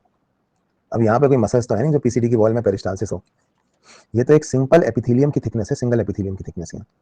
तो यहाँ पर ये जो फिल्ट्रेट, ये जो बोमेन कैप्सूल का और पीसीटी का जंक्शन वाला हिस्सा होता है ना, नेक वाला हिस्सा, यहाँ पर जो एपिथेलियम मिलती है उसमें सिलिएटेड सेल्स होते हैं, और ये सिलिया लगातार नीचे की तरफ बीट करते रहते हैं ताकि फिल्ट्रेट को कहाँ पहुँचाया जा सके, पीसीटी में। तो ये सिलिएटेड एपिथेलियम होती है यहाँ पे, इसकी वजह से फिल्ट्रेट जो है वो आगे बढ़ता रहता है पीसीटी में। एक बार फिल्ट्रेट पीसीटी में आता है ना, तो पीसीटी में क्यूबॉइडल एपिथेलियम होती है, लेकिन इस क्यूबॉइडल एपिथेलियम में बहुत सारे माइक्रोविलाई होते हैं। क्यों होते हैं microvilli? To increase the surface area for absorption, क्योंकि बहुत सारी ऐसी चीजें छन गई हैं भाइयों यहाँ जो छननी नहीं चाहिए थी, उनको वापस खींचना है ब्लड में। और कोई इंपॉर्टेंट चीज अगर सीधी तरह वापस नहीं आएगी तो उसे एनर्जी का यूज करके कॉन्सेंट्रेशन ग्रेडियंट के अगेंस्ट वापस खींचा जाएगा। इसलिए माइक्रोविलाई के साथ साथ यहाँ पर माइटोकॉन्ड्रिया भी होते हैं। ये नंबर ऑफ माइक्रोविलाई और माइटोकॉन्ड्रिया ये मैक्सिमम कहाँ होते हैं? पीसीटी में होते हैं। जैसे जैसे हम पीसीटी से आगे बढ़ेंगे ना, हेनले का लूप, डीसीटी, माइक्रोविलाई और माइटोकॉन्ड्रिया का नंबर जो है वो लगातार कम होता जाएगा। इसलिए हम कहते हैं कि मैक्सिमम रीअब्जॉर्प्शन कहाँ से होता है? पीसीटी से। 70% of the total reabsorption PCT से ही हो जाता है, क्योंकि नंबर ऑफ माइक्रोविलाई और माइटोकॉन्ड्रिया सबसे ज्यादा कहाँ होते हैं? वो यहाँ होते हैं पीसीटी में, ठीक है। तो पीसीटी में क्यूबॉइडल एपिथेलियम होती है जिसमें माइक्रोविलाई भी निकले होते हैं। अब ये सब बातें अगर मैं आपको एनिमल टिश्यू नहीं पढ़ाता तो कैसे समझ में आती? तो याद रखिए, ऐसा नहीं है कि आपको क्यूबॉइडल एपिथेलियम नहीं पढ़नी है क्योंकि एनसीईआरटी में से कट गई।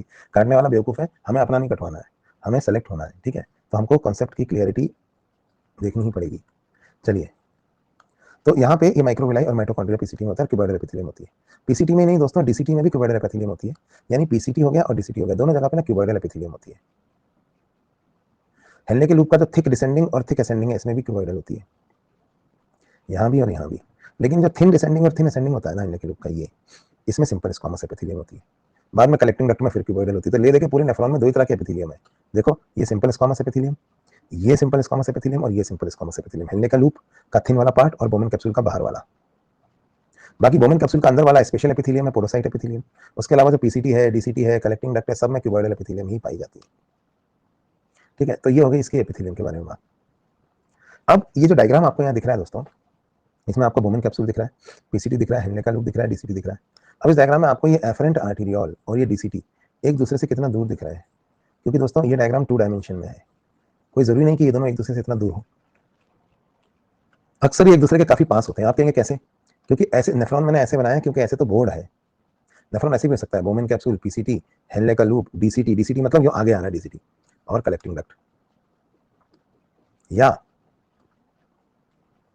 नेफ्रॉन ऐसे भी हो सकता है, ये देखो यहाँ पे बनाता हूँ मैं आपको, बोमेन कैप्सूल, पीसीटी, हेनले का लूप, और ये डीसीटी। ये एफरेंट आर्टेरियोल,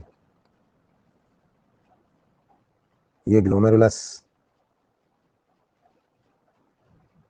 और ये फिर इफरेंट आर्टेरियोल। तो कई बार क्या होता है कि एफरेंट आर्टेरियोल और डीसीटी एक दूसरे के काफी करीब होते हैं। इसका मतलब ये नहीं कि इनके ल्यूमन आपस में जुड़ जाएंगे। एफरेंट आर्टेरियोल के ल्यूमन में तो ब्लड है और डीसीटी के ल्यूमन में फिल्ट्रेट है, लेकिन कई बार इनकी दीवारें बाहर से आपस में टच हो जाती हैं। ये एरिया, तो इनकी दीवारें जो है वो आपस में टच हो जाती हैं। जब इनकी दीवारें आपस में टच हो जाती हैं एफरेंट आर्टेरियोल और डीसीटी की, तो इनके जो सेल्स आपस में टच हो रहे होते हैं वो दोस्ती कर लेते हैं। इस बात को समझाने के लिए मैं यहाँ पर बनाता हूँ, सपोज ये एफरेंट आर्टेरियोल का कट सेक्शन है और ये इधर डीसीटी का कट सेक्शन है।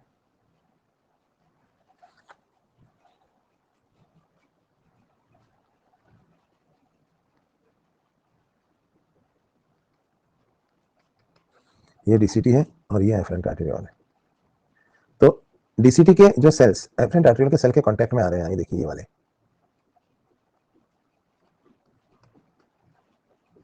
ये थोड़े से घने हो जाते हैं और कहलाने लगते हैं मैक्यूला डेंसा। और एफरेंट आर्टेरियोल के सेल्स जो मैक्यूला डेंसा के कांटेक्ट में आ रहे हैं वो कहलाने लगते हैं जेजी सेल्स।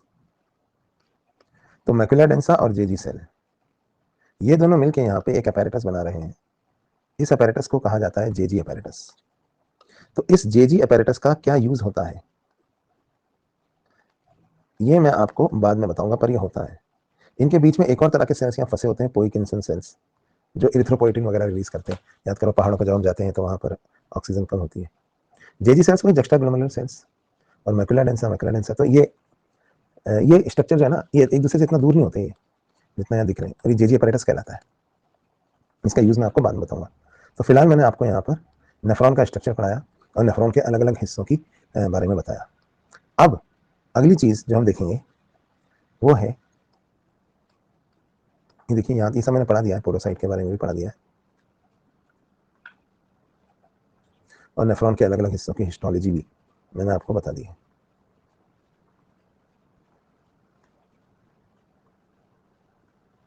ये सब मॉड्यूल में दिया हुआ है, यहाँ पे जो मैंने अभी पढ़ा है सब यही दिया हुआ है। कॉर्टिकल और जक्स्टामेडुलर नेफ्रॉन्स में क्या डिफरेंस होते हैं ये भी मैंने बता दिया आपको।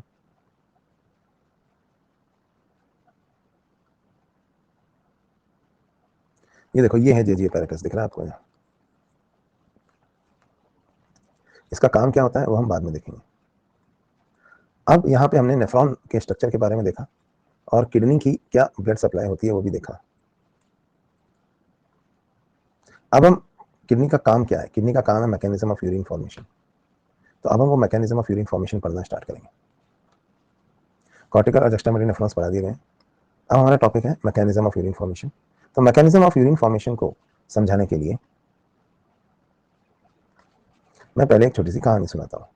देखो क्या होता है, जैसे एक सेठ जी थे जिनका एक घर था। तो सेठ जी ने अपने नौकरों को बोला, देखो मैं घर से बाहर जा रहा हूँ, पीछे से ना सारा कचरा निकाल के फेंक देना, घर से घर की अच्छे से सफाई कर देना, सब कचरा फेंक देना। तो नौकर जो थे ना वो बहुत जोश में थे कि सारा घर साफ कर देंगे, सब कचरा फेंक देंगे, फेंको फेंको फेंको। तो उन्होंने क्या किया, कुछ ज़्यादा ही फेंक दिया, जो नहीं फेंकना चाहिए था वो भी फेंक दिया। कचरा तो फेंका लेकिन कचरा के साथ काम की चीज़ें भी फेंक दी कुछ। अब सेठ जी वापस आए तो उन्होंने डांट लगाई, अबे ये क्या किया, कचरा फेंका तो फेंका, काम की चीज़ें फेंक दी, जाओ वापस उठा के लाओ। तो नौकर अभी भी जोश में है, वापस लाओ वापस लाओ वापस लाओ। तो काम की चीज़ें तो वापस लाए, साथ में थोड़ा कचरा भी उठा लाया वापस। तो सेठ जी ने फिर डांट लगाई, अबे ये क्या किया, ये तो सही फेंका था, ये तो कचरा था, इसको क्यों उठा लाया वापस, इसको दोबारा फेंको। और कुछ चीज़ें ऐसी हैं जो एक बार भी नहीं फेंकी गई अभी, जबकि वो कचरा है, इनको भी फेंको। तो तीसरा स्टेप, जो चीज़ सही फेंकी थी लेकिन गलती से उठा लाए थे उसे वापस फेंको। प्लस कुछ चीज़ें ऐसी हैं जो फेंकी जानी चाहिए थी लेकिन अभी तक नहीं फेंकी गई, उनको भी फेंको। तो भैया 3 स्टेप में जाके काम खत्म हुआ। क्या आपके बात समझ में आई? पहला स्टेप क्या है, कुछ ज़्यादा ही फेंक दिया। दूसरा स्टेप, कुछ ज़्यादा ही वापस उठा लाए। तीसरा स्टेप, जो सही फेंका था लेकिन गलती से उठा लाए उसको वापस फेंको। और कुछ चीज़ें ऐसी हैं जो फेंकी जानी चाहिए थी लेकिन अभी तक नहीं फेंकी गई हैं, उनको भी फेंको। तो ये 3 स्टेप में जाके ये काम खत्म हुआ, ठीक है। इसी तरह से जब ब्लड हमारी किडनी में घुसने लगता है, जब ब्लड हमारी किडनी में घुसने लगता है तो ब्लड में अनाउंसमेंट हो जाती है। क्या अनाउंसमेंट हो जाती है कि वृक्कों में आपका स्वागत है, यहाँ आपको बहुत सारे कचरा पात्र या नेफ्रॉन मिलेंगे, आप लोग अपना सारा कचरा इन नेफ्रॉनों में फेंक देना। तो ब्लड बहुत जोश में है कि हम किडनी में घुस रहे हैं और अब हमें बहुत सारा कचरा मिलेगा, और ये सारा कचरा मतलब अपना सारा कचरा जो है हमें बहुत सारे डस्टबिन मिलेंगे। डस्टबिन कौन है, नेफ्रॉन। तो हम अपना सारा कचरा जो है उस डस्टबिन में डाल देंगे, किस में डाल देंगे, नेफ्रॉन में। तो ब्लड जब यहाँ आया ना तो उसने जैसे ग्लोमेरुलस में पहुंचा तो छानो छानो छानो, फिल्ट्रेशन नहीं दोस्तों, अल्ट्रा फिल्ट्रेशन। क्या ये बात समझ में आई? कुछ ज़्यादा ही फेंक दिया। तो फिल्ट्रेशन की जगह 3 स्टेप होते हैं ना मैकेनिज्म ऑफ यूनिफॉर्मेशन में, क्या हुआ? अल्ट्रा फिल्ट्रेशन हो गया, यानी जो नहीं फेंकना चाहिए था वो भी फेंक दिया। तो first step mechanism of urine formation हम पढ़ रहे हैं, वो क्या था? Ultra filtration. यह है पहला स्टेप।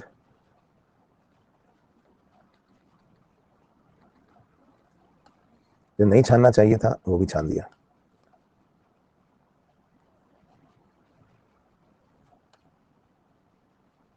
ठीक है, अब ब्लड वापस आया, अरे यार ये तो गलती से छान दिया, इसको वापस खींचना है ना। तो वेन्यूल बना के बाहर नहीं निकला, फिर से इफरेंट आर्ट्रियोल बनाई, फिर चारों तरफ लिपट गया। आके देखो आप, बाहर निकलने की जगह वापस लिपटा इफरेंट आर्ट्रियोल बना के पीसीटी और डीसीटी के, और कहा वापस खींचो वापस खींचो वापस खींचो, यानी कि रीअब्जॉर्प्शन।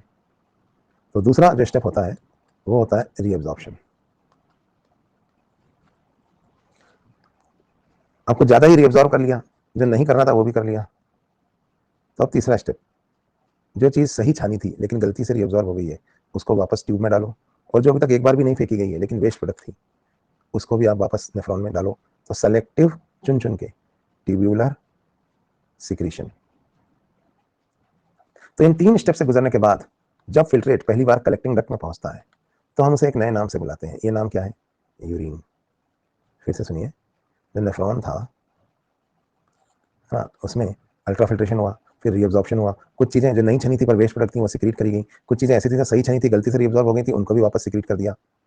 तो ये 3 स्टेप, अल्ट्रा फिल्ट्रेशन, रीअब्जॉर्प्शन और ट्यूबुलर सिक्रीशन, इन 3 स्टेप से गुजरने के बाद जब फिल्ट्रेट, यहाँ तो इसको फिल्ट्रेट ही बोलेंगे ना, जब फिल्ट्रेट पहली बार कलेक्टिंग डक्ट में पहुंचता है तो हम इसे एक नए नाम से बुलाते हैं, और ये नया नाम क्या है? यूरिन। ठीक है, तो अल्ट्रा फिल्ट्रेशन, रीअब्जॉर्प्शन और सिक्रीशन, ये 3 स्टेप हमें पढ़ने हैं। जो दोस्तों अल्ट्रा फिल्ट्रेशन वाला स्टेप होता है, इसकी साइट क्या है, कहाँ होता है ये? तो ये होता है ग्लोमेरुलस में। ठीक है, और ये कैसे होता है? ये प्रेशर में डिफरेंस की वजह से होता है। तो ये हमेशा कैसी प्रोसेस होती है? पैसिव। जो रीअब्जॉर्प्शन है ये मेनली कहाँ होता है? पीसीटी में, लेकिन थोड़ा बहुत डीसीटी में भी होता है, और मिनिमम हेनले के लूप में होता है, और मेनली होता है पीसीटी में। और रीअब्जॉर्प्शन कैसा होता है? ये ज़्यादातर चीज़ों का पैसिव होता है, लेकिन अगर कोई इंपॉर्टेंट चीज़ सीधी तरह से रीअब्जॉर्ब नहीं हो रही है तो उसको एक्टिवली भी रीअब्जॉर्ब किया जाता है। सेलेक्टिव ट्यूबुलर सिक्रीशन, यानी जो चीज़ छनी नहीं थी या छनने के बाद गलती से रीअब्जॉर्ब हो गई, इसको वापस नेफ्रॉन में डालना, ये मेनली डीसीटी में होता है और थोड़ा बहुत पीसीटी में भी होता है। और ये कैसी प्रोसेस है? ये है एक्टिव प्रोसेस। तो कौन सी प्रोसेस एक्टिव है, कौन सी प्रोसेस पैसिव है, ये आपको पता होना चाहिए। तो 3 स्टेप होते हैं मैकेनिज्म ऑफ यूरिन फॉर्मेशन में। अल्ट्रा फिल्ट्रेशन, कुछ ज़्यादा ही छान दिया, रीअब्जॉर्प्शन, कुछ ज़्यादा ही वापस ले लिया, और ट्यूब्यूलर सिक्रीशन, यानी कि जो चीज़ सही छानी थी वो गलती से रीअब्जॉर्ब हो गई है, उसको वापस नेफ्रॉन में डालना, और कुछ चीज़ें नहीं छन रही हैं उनको भी नेफ्रॉन में डालना। तो दोस्तों सबसे पहले हम पढ़ेंगे पहला स्टेप। पहला स्टेप होता है अल्ट्रा फिल्ट्रेशन। ठीक है, तो अल्ट्रा फिल्ट्रेशन कैसे होता है ये देख लेते हैं।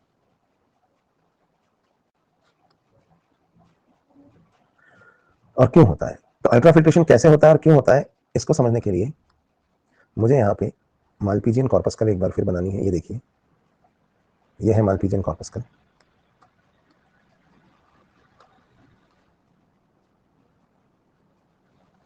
ये एफरेंट आर्टेरियोल है, ग्लोमेरुलस, और ये इफरेंट आर्टेरियोल। ठीक है, तो अल्ट्रा फिल्ट्रेशन क्यों होता है? प्रेशर डिफरेंस की वजह से होता है। छेद तो नहीं फेनेस्ट्रम में, लेकिन एक प्रेशर है। पहले तो ये बताओ, ब्लड और फिल्ट्रेट के बीच में कुछ चीजें हैं ना, क्या क्या होता है पहले हम ये देखें। देखो यहाँ पे जो भरा हुआ है वो प्लाज्मा है, जो प्लाज्मा छनेगा मतलब ब्लड है यहाँ पे। जो प्लाज्मा छन के यहाँ आ गया है दोस्तों, है तो वो प्लाज्मा ही, पर उसका नाम बदल के हम क्या रख देते हैं? फिल्ट्रेट। राइट। तो ब्लड और फिल्ट्रेट के बीच में कितने बैरियर्स हैं पहले ये देखते हैं।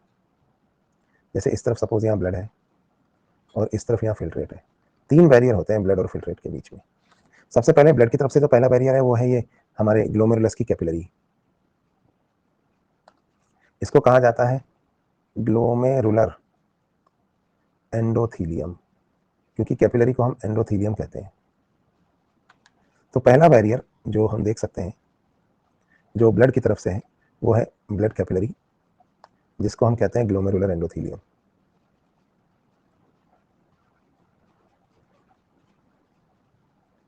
फिल्ट्रेट की तरफ से जो पहला बैरियर है वो है ये पोडोसाइट वाली एपिथेलियम, इसको कहा जाता है बोमेन कैप्सूल की एपिथेलियम।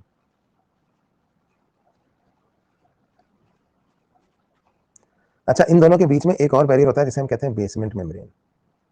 बेसमेंट मेम्ब्रेन प्रोटियोग्लाइकेन और कोलेजन फिब्रिल का बना हुआ एक जाल है जो ग्लोमेरुलस के एंडोथेलियम के चारों तरफ लिपटा हुआ है। यहाँ पे जैसे आपने केबल टीवी का वायर देखा है ना, सेंट्रल वायर के चारों तरफ एक मेटल की जाली होती है, वैसे ही बेसमेंट मेम्ब्रेन है। ग्लोमेरुलस के कैपिलरी के चारों तरफ लिपटा हुआ एक जाल है, प्रोटियोग्लाइकेन और कोलेजन फिब्रिल का बना हुआ। अब प्रोटियोग्लाइकेन और कोलेजन फिब्रिल का बना होने की वजह से बेसमेंट मेम्ब्रेन जो है वो नेगेटिवली चार्ज होती है। अब इसके नेगेटिवली चार्ज होने से क्या होगा? देखो, जैसे मेरी खिड़की में ग्रिल लगी हुई है, पीछे खिड़की में इधर ग्रिल लगी हुई है, सिर्फ ग्रिल लगी है, सोचो कांच नहीं है, कांच नहीं है, सिर्फ ग्रिल है। उस ग्रिल में से मेरा पूरा हाथ बाहर जा सकता है। अगर मैंने उस ग्रिल की तरफ पेन का ढक्कन फेंका तो इन ऑल प्रोबेबिलिटी वो ढक्कन ग्रिल से निकल के बाहर गिरेगा, है ना। यहाँ पे सपोज एक ग्रिल लगी हुई है और मैंने एक पेन का ढक्कन फेंका तो वो ढक्कन जो है वो ग्रिल से निकल के बाहर गिरेगा, है ना, क्योंकि ढक्कन तो बहुत छोटा है। लेकिन अगर अगर ये पूरी की पूरी ग्रिल निगेटिवली चार्ज है, निगेटिवली चार्ज, और जो मैं पेन का ढक्कन फेंक रहा हूँ वो भी एक निगेटिवली चार्ज पार्टिकल है जिसको मैं ऐसे इधर फेंक रहा हूँ, है ना, तो इस बात की बहुत प्रोबेबिलिटी है कि due to electrostatic force of repulsion वो बाहर नहीं जा पाएगा और वो वापस अंदर धकेल दिया जाएगा। इसी तरह से क्योंकि बेसमेंट मेम्ब्रेन खुद नेगेटिवली चार्ज होती है, इसलिए negatively charge substances find it very difficult to filter through the basement membrane. हालांकि फिल्टर होते हैं पर थोड़ा डिफिकल्ट होता है उनका फिल्टर होना। कौन सा नेगेटिवली चार्ज सब्सटेंस? तो रूल ये है भाई, प्रोटीन या एल्बुमिन, जिस नेगेटिवली चार्ज सब्सटेंस की इलेक्ट्रोस्टैटिक प्रॉपर्टीज जितनी ज्यादा एल्बुमिन जैसी होंगी वो उतना ही कम छनेगा, ठीक है। तो रूल ये है कि जिस सब्सटेंस की इलेक्ट्रोस्टैटिक प्रॉपर्टीज जितनी ज्यादा एल्बुमिन जैसी होंगी उतना ही कम छनेगा। तो एल्बुमिन तो बिल्कुल भी नहीं छनेगा। तो इसलिए दोस्तों यहाँ से ना प्रोटीन नहीं छनते और कभी हमारी यूरिन में प्रोटीन नहीं निकलते, क्योंकि बेसमेंट मेम्ब्रेन नेगेटिवली चार्ज है तो प्रोटीन को वापस अंदर धकेल देती है। तो नॉर्मली यूरिन में एल्बुमिन और एल्बुमिन जैसे कोई भी प्रोटीन नहीं निकलते हैं। क्लोराइड, फॉस्फेट, बाइकार्बोनेट, ये नेगेटिवली चार्ज आयंस हैं, ये छनते हैं क्योंकि इनकी ये नेगेटिवली चार्ज तो है पर इनकी इलेक्ट्रोस्टैटिक प्रॉपर्टीज प्रोटीन जैसी नहीं है, थोड़ा कम छनते हैं पर ये छन जाते हैं। क्या नहीं छनता है बताओ? प्रोटीन नहीं छनते हैं। और जिस जिस चीज में प्रोटीन होते हैं वो चीजें नहीं छनती। जैसे आरबीसी, डब्ल्यूबीसी और प्लेटलेट में सेल मेम्ब्रेन होती है ना, तो सेल मेम्ब्रेन में प्रोटीन होते हैं तो ये प्रोटीन नहीं छनते। तो भाई साहब, ना तो आरबीसी छनते हैं यहाँ, ना डब्ल्यूबीसी छनते हैं और ना ही प्रोटीन छनते हैं। तो यूरिन में ना आरबीसी निकलते हैं, ना डब्ल्यूबीसी निकलते हैं, ना प्लेटलेट निकलती है और ना प्रोटीन निकलते हैं। ये चारों चीजें इनमें नहीं निकलती। बाकी क्लोराइड, फॉस्फेट, बाइकार्बोनेट छनते हैं क्योंकि इनकी इलेक्ट्रोस्टैटिक प्रॉपर्टीज एल्बुमिन जैसी नहीं है, प्रोटीन जैसी। इनमें प्रोटीन होगा वो नहीं छनेगी, समझ में बात। इसलिए नॉर्मली यूरिन में प्रोटीन नहीं निकलते। अब इससे एक बात और समझ में आई आपको? चलो वो बाद में समझाएंगे, पहले जो बता रहे हैं ये देख लेते हैं। तो ये मतलब ये चल रहा, तो ये है ना, इधर ब्लड है इधर फिल्ट्रेट है, ये समझ में आया आपको? तो आखिर अल्ट्रा फिल्ट्रेशन क्यों होता है? क्योंकि देखिए यहाँ पे ना एफरेंट जो है वो ज्यादा वाइड है एज कम्पेयर टू इफरेंट। तो जब कैपिलरी हाइड्रोस्टेटिक प्रेशर था ना दोस्तों, जो हुआ करता था +40, वो प्रेशर यहाँ पे कहलाता है ग्लोमेरुलर हाइड्रोस्टेटिक प्रेशर। और ये +40 की जगह कितना होता है बताया था मैंने, ये होता है +60।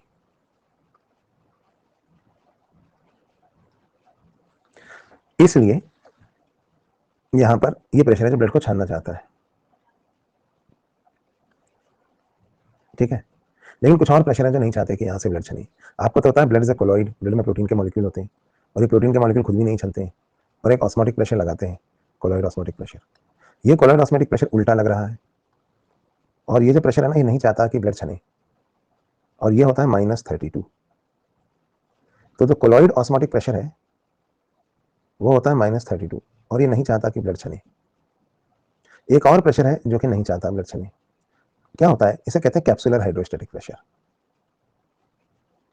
क्या होता है कि जो प्लाज्मा छन गया होता है और छनकर यहाँ बोमेन कैप्सूल में आ गया होता है, इसको हम फिल्ट्रेट कहते हैं ना, ये प्लाज्मा भी तो फिल्ट्रेट की दीवार पे एक उल्टा प्रेशर लगा रहा है। जैसे किसी बस स्टैंड पे कोई बस आके रुकी, बहुत भीड़ है बाहर, तो लोग बस में चढ़ते हैं। जो लोग शुरू में बस में चढ़ जाते हैं ना वो गेट तक खड़े हैं, तो जो बाहर हैं लोग वो धक्का लगा रहे हैं, अंदर चलो हमको भी चढ़ना है बस में, गेट से हटो। लेकिन जो लोग चढ़ गए ना बस में, वो उल्टा धक्का बाहर लगा रहे हैं कि अरे अब इस बस में जगह नहीं है, अगली बस में आना। तो जो चढ़ गए हैं ना वो दूसरों को नहीं चढ़ने देते, तो वो कह रहे हैं गेट से हटो, वो अंदर धक्का मार रहे हैं, ये बाहर धक्का मार रहे हैं। इसी तरह से जो प्लाज्मा छन के यहाँ आ गया है और फिल्ट्रेट कहने लगा है, वो फिल्ट्रेट अब उल्टा धक्का मार रहा है, कहाँ? ग्लोमेरुलस पे, कि और प्लाज्मा छन के यहाँ ना आ गए, ना आए, जो आ गया है वो और को नहीं आने देना चाहता। तो ये प्लाज्मा जो बोमेन कैप्सूल में भरा हुआ है, ये भी तो एक प्रेशर लगा रहा है बोमेन कैप्सूल की वॉल पे दोनों तरफ, ये होता है -18 और इसे कहते हैं कैप्सुलर हाइड्रोस्टेटिक प्रेशर। समझ में आई बात? जैसे मैं देख रहा था बहुत से लोग इंडिया से माइग्रेट होकर ऑस्ट्रेलिया या कनाडा जाते हैं और वहां जाके रहने लगते हैं और वहां से यूट्यूब पे वीडियो बनाते हैं, the reality of Australia, the reality of Canada, मत आओ यहाँ, मत आओ ऑस्ट्रेलिया में, मत आओ यहाँ, सब बेकार, खुद तो चले गए, दूसरा नहीं आ जाए, दूसरा आ जाएगा तो उनकी वैल्यू कम होगी। तो वैसे ही जो छन के यहाँ आ गया है, अब वो और को नहीं आने देना चाहता है ना। तो इसी तरीके से ये भी एक उल्टा प्रेशर लगा रहा है, जो प्लाज्मा या छन के आ गया है, फिल्ट्रेट बन गया है, ये कहलाता है कैप्सुलर हाइड्रोस्टैटिक प्रेशर, ये भी नेगेटिव है, कितना है -18। तो सवाल ये पैदा होता है कि क्या ब्लड छनेगा, बताइए क्या ब्लड छनेगा, छनेगा, क्योंकि नेट फिल्ट्रेशन प्रेशर अभी भी पॉजिटिव है। देखिए नेट फिल्ट्रेशन प्रेशर कितना है, नेट फिल्ट्रेशन प्रेशर को हम कहते हैं इफेक्टिव फिल्ट्रेशन प्रेशर या ईएफपी। तो इफेक्टिव फिल्ट्रेशन प्रेशर होगा glomerular hydrostatic pressure minus colloid osmotic pressure plus capsular hydrostatic pressure, ये होगा ना इफेक्टिव फिल्ट्रेशन प्रेशर। तो ईएफपी कितना होगा, 60 माइनस 32 प्लस 18। तो इफेक्टिव फिल्ट्रेशन प्रेशर होता है 10 mmHg, जिसकी वजह से छनता है ब्लड। ब्लड का कौन सा कंपोनेंट छनता है, प्लाज्मा, और छन छन कर बोमेन कैप्सूल में पहुंच जाता है।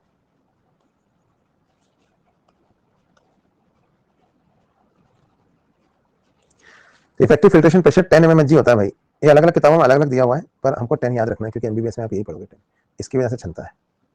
क्या होता है ना, किसी किताब में ये जो ग्लोमेरुलर हाइड्रोस्टैटिक प्रेशर है ये 60 दिया है, किसी में 70 दिया है, किसी में 75 दिया है। कोलॉइड ऑस्मोटिक प्रेशर भी 30 से 32 के बीच में दिया है, और ये भी 10 से 18 दिया है, तो ऐसे तो वैल्यू गलत हो जाएगी। तो मैक्सिमम से लेके अपन कैलकुलेट करें अगर, तो ग्लोमेरुलर हाइड्रोस्टैटिक प्रेशर मैक्सिमम 75 दिया होता है किताबों में। तो 75 से लेके कैलकुलेट करें तो ईएफपी कितना आएगा बताओ, 75 माइनस 15 यानी कि 25। तो ईएफपी की एक रेंज है 10 से 25 mmHg। लेकिन अगर चूज करना पड़ जाए तो सही क्या है, सही 10 ही है। लेकिन अगर दोस्तों 10 ऑप्शन में अगर नहीं हुआ ना, कभी अगर कभी 10 ऑप्शन में नहीं हुआ, तो 10 से 25 के बीच में एक ही ऑप्शन होगा, वही आपको लगा के आना है। समझ में आई बात। जैसे क्वेश्चन आ जाए कि इफेक्टिव फिल्ट्रेशन प्रेशर कितना होता है और ऑप्शन ये हो 10, 20, 50, 60, तो आप क्या लगा के आओगे आंसर, ईएफपी कितना होता है 10 लगा के आओगे। लेकिन अगर 10 ऑप्शन में ही नहीं है, अब बताओ अब आंसर क्या लगाओगे अगर 10 ऑप्शन में ही नहीं है तो 10 से 25 के बीच में जो भी होगा वही लगाना आपने को, है ना। तो देख लेना भाई। अच्छा एक बात बताओ, अगर ऐसे ऑप्शन आ गए तो क्या लगाओगे, अब क्या लगाओगे आंसर, ऐसा कभी हुआ नहीं है पर पूछ रहा हूं, जो 10 के ज्यादा करीब है वही लगाओ ना। और ऐसा आ गया तो अब तो दोनों ही 10 के बराबर करीब है, अब क्या लगाओगे, बताया ना आपको, क्या बताया, 10 से 25 के बीच में एक ही ऑप्शन होगा, वही लगाना है ना। चलो तो वैसे तो ईएफपी बस समझने के लिए हमने कह दिया कि 10 से 25 रियलिटी में 10 ही होता है, 10 लेकर ही हम पढ़ेंगे। कुछ लोग ये सोच रहे होंगे कि सर जी ग्लोमेरुलर हाइड्रोस्टैटिक प्रेशर आपको हमें समझ में आ गया, आपने ज्यादा क्यों लिया 60 40 की जगह, पर ये जो कोलॉइड ऑस्मोटिक प्रेशर था ये -32 क्यों लिया आपने। जब आप सर्कुलेटरी सिस्टम पढ़ा रहे थे तो आपने हमें ये कोलॉइड ऑस्मोटिक प्रेशर -28 पढ़ाया था। अरे वही ब्लड तो किडनी में एंटर कर रहा है ना सर, तो यहाँ -28 पढ़ाया तो किडनी में -32 क्यों पढ़ा रहे हो। फिर अगर क्वेश्चन आ जाएगा तो क्वेश्चन ऐसे थोड़ी आएगा कि सर्कुलेटरी सिस्टम के हिसाब से बताओ कोलॉइड ऑस्मोटिक प्रेशर कितना होता है, या किडनी के हिसाब से बताओ कोलॉइड ऑस्मोटिक प्रेशर कितना होता है। तो कोलॉइड ऑस्मोटिक प्रेशर होता कितना है सर जी, सही आंसर क्या है, तो भैया सही आंसर तो -28 ही है, उतना ही होता है, यही सही है। तो फिर सर 28 होता है तो यहाँ पे 32 क्यों ले लिया आपने, मैं समझाता हूँ यहाँ पे 32 क्यों लिया। क्योंकि देखो सॉल्यूशन में दो चीजें होती हैं, सॉल्यूट और सॉल्वेंट। आज हमारे प्लाज्मा में सॉल्यूट तो प्लाज्मा है, सॉरी सॉल्वेंट तो प्लाज्मा है, सॉल्यूट कौन है बताओ, सॉल्यूट है ये प्रोटीन के मॉलिक्यूल, है ना। अब देखिए होता क्या है कि जब ब्लड किडनी में घुसता है उस टाइम पे यहाँ पे इस पॉइंट पे तो प्रेशर 28 ही होता है। ब्लड में क्या है, प्लाज्मा है और प्रोटीन है। अगर मैं एफरेंट आर्टीरियोल और इफरेंट आर्टीरियोल को कंपेयर करूं, अगर मैं एफरेंट आर्टीरियोल और इफरेंट आर्टीरियोल को कंपेयर करूं तो मुझे पता चलेगा कि प्रोटीन तो जितना एफरेंट में था उतना ही इफरेंट में है, प्रोटीन के अमाउंट में तो कोई चेंज नहीं आया, परंतु प्लाज्मा एफरेंट में ज्यादा था, थोड़ा प्लाज्मा यहाँ छन गया, तो इफरेंट में जो प्लाज्मा है वो थोड़ा कम हो गया। नहीं आई बात समझ में, यानी कि सॉल्यूट तो दोनों जगह बराबर है एफरेंट और इफरेंट में, परंतु सॉरी सॉल्वेंट जो है सॉल्वेंट यहाँ कम है इफरेंट में, क्यों कम है बताओ, क्योंकि थोड़ा सॉल्वेंट यहाँ छन गया। तो बताओ कॉन्सेंट्रेशन कहाँ ज्यादा होगा, एफरेंट में या इफरेंट में प्लाज्मा का? इफरेंट में ज्यादा होगा कॉन्सेंट्रेशन, क्योंकि यहाँ पे प्लाज्मा कम है, प्रोटीन उतनी ही है। तो यहाँ पर कोलॉइड ऑस्मोटिक प्रेशर ज्यादा हो जाएगा कि नहीं हो जाएगा, बताओ इफरेंट में। हो जाएगा, कितना हो जाएगा? -36। फिर फंस गए, अरे यहाँ पे 28 था, 28 लिया, फिर यहाँ 36 हो गया, तो फिर ये 32 क्यों लिया यहाँ पर? क्योंकि दोस्तों यहाँ प्लाज्मा छन रहा है और यहाँ पे छन चुका है, यानी यहाँ पर जो सॉल्वेंट है वो एफरेंट से कम है लेकिन इफरेंट से ज्यादा है। तो यहाँ पर जो प्रेशर होगा वो यहाँ प्रेशर इंक्रीज हो रहा है ना, यहाँ जो प्रेशर होगा वो 28 से तो ज्यादा होगा बट 36 से कम होगा। तो मैंने एवरेज ले लिया, यहाँ कितना लिया? 32। क्या आपको समझ में आया कि मैंने इसको 32 क्यों लिया है ना? इसलिए होता तो 28 ही है, पर लेते हम इसको कितना है, लेते हैं हम इसको -32। ठीक है, तो ये तो हमने अलग अलग प्रेशर्स के बारे में देखा और देखा कि इफेक्टिव फिल्ट्रेशन प्रेशर होता है 10 mmHg। ठीक है, अब हम इससे रिलेटेड अल्ट्रा फिल्ट्रेशन के स्टेप को पढ़ेंगे, लेकिन समय लगभग पूरा हो गया है। 10 मिनट में डाउट्स ले लेता हूँ, अगर कोई डाउट है तो आप पूछ लो। अगली क्लास में हम यहाँ से पढ़ेंगे, यहीं से पढ़ेंगे। आज हमने पढ़ा इफेक्टिव फिल्ट्रेशन प्रेशर कितना होता है, 10 mmHg। यहीं से हम अगले क्लास में डाउट्स पढ़ेंगे। आकांक्षा कह रही -32 तो -28 से कम। थोड़ा मैथ्स ठीक करो आकांक्षा, वो नेगेटिव प्रेशर है, आपको अभी तक मैथ्स में प्रॉब्लम आ रही है। चलो तो डाउट्स ले लेते हैं, यहीं से हम अगली क्लास में मैकेनिज्म ऑफ यूरिन फॉर्मेशन आगे कंटिन्यू करेंगे। मैंने आज आपको क्या पढ़ाया? मैंने आज आपको ये सारी चीजें पढ़ाई।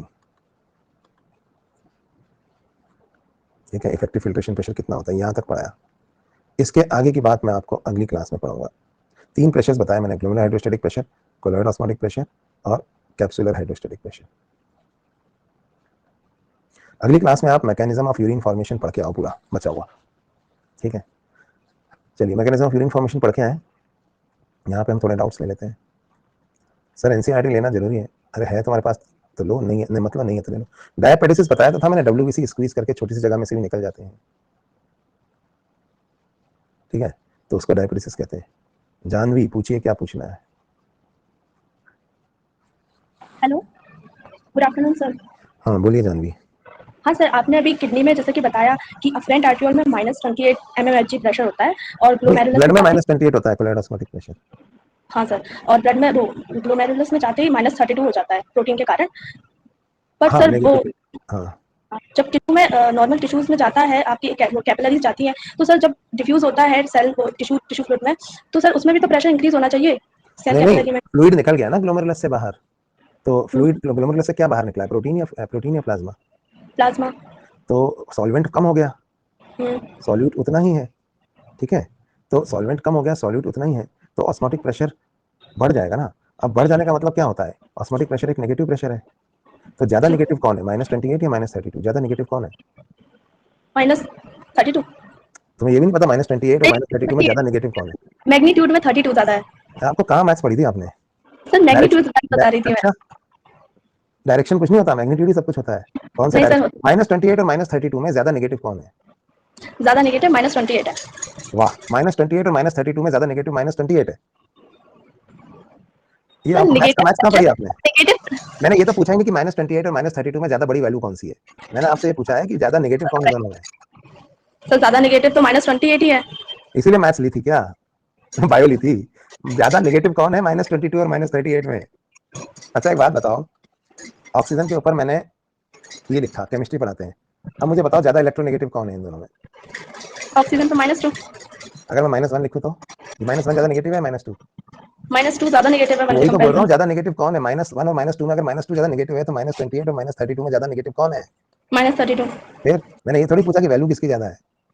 Okay sir. ज्यादा सर मेरा नेगेटिव डाउट ये नहीं था, मेरा डाउट सेल में रिलेटेड था, अब टिश्यू डाउट से। तो आएगा ही जब आपको नेगेटिव चीज भी नहीं पता ज्यादा क्या है। अब बोलो आगे। अच्छा सर, तो टिश्यू में जब वो मतलब प्लाज्मा निकल जाता है टिश्यू फ्लूइड की साइड सेल में, तो सर तब भी तो प्रेशर इंक्रीज हो जाएगा ना। कहाँ और जब प्रेशर प्रेशर सॉल्यूट से इंक्रीज होता है कि सॉल्वेंट से, पहले ये बताओ। सर सॉल्यूट के कारण। प्लाज्मा सॉल्यूट है या सॉल्वेंट है? प्लाज्मा सॉल्वेंट है। तो प्लाज्मा निकला है ना। हाँ सर, प्लाज्मा निकला है बट कैपिलरीज में सॉल्यूट रह गया जो कि प्रोटीन है। हाँ तो प्रेशर तो प्रेशर प्रेशर इंक्रीज हो गया, इंक्रीज हाँ मतलब तो सर, प्रेशर ज्यादा नेगेटिव हो गया, हाँ क्योंकि प्रेशर वो ज्यादा सॉल्यूट जो प्रेशर लगाता था वो प्रेशर नेगेटिव प्रेशर था। कितना था वो? -28 है -28। ना। Yes solution sir. जो प्रेशर लगा रहा था -28 था। अब सॉल्यूशन में से थोड़ा सा आपने सॉल्वेंट निकाल दिया, सॉल्यूट उतना ही है, तो कॉन्सेंट्रेशन इंक्रीज हो गया ना। कॉन्सेंट्रेशन इंक्रीज हो गया तो प्रेशर और नेगेटिव हो गया। क्योंकि ये जितना नेगेटिव होगा उतना ही ज्यादा होगा, क्योंकि प्रेशर ही नेगेटिव है। बुरा और महाबुरा, इसमें मैं थोड़ी पूछ रहा हूँ कि ज्यादा अच्छा कौन होता है। आप कहोगे बुरे और महाबुरे में तो बुरा अच्छा है, महाबुरा तो और बुरा है, लेकिन मैं पूछ रहा हूँ किसमें बुराई ज्यादा है? बुराई तो महाबुरे में ज्यादा है ना। Okay sir. मैथ पढ़ो सर भाई। पर आगे मुझे और पूछना है। अरे सर मैं ये कह रही हूँ कि कैपिलरीज में प्रेशर इंक्रीज हो गया, और मतलब हम लोगों ने कैपिलरी पढ़ाई में की। ऑस्मोटिक प्रेशर इंक्रीज हो गया, हाइड्रोस्टैटिक प्रेशर नहीं।